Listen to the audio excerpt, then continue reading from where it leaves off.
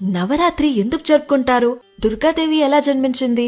స్వయాన ఈ ముల్లోకాలను ఏలే బ్రహ్మ విష్ణు శివుడే అంతం చేయలేని మహిషాసురుడు ఎవరు?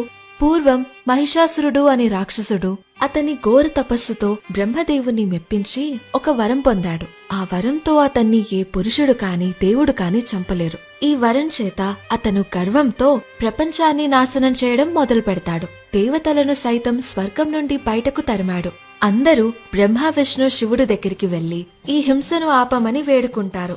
ముగ్గురు కలిసి వాళ్ళ శక్తులన్నీ ఏకం చేసి 10 చేతులున్న ఆదిశక్తి దుర్గాదేవిని సృష్టించారు. ఆమెకి ఆయుధాలుగా విష్ణుమూర్తి తన సుదర్శన చక్రాన్ని, మహాదేవుడైన శివుడు తన త్రిశూలాన్ని, బ్రహ్మ తన కమండలాన్ని, ఇంద్రదేవుడు వజ్ర ఆయుధాన్ని, హిమాలయ పర్వతాలు శక్తివంతమైన సింహాన్ని ఇస్తారు. ఇక దుర్గాదేవి 9 రోజుల పాటు మహిషాసురుడితో భీకరమైన యుద్ధం చేసింది. ప్రతిరోజు మహిషాసురుడు తన రూపాన్ని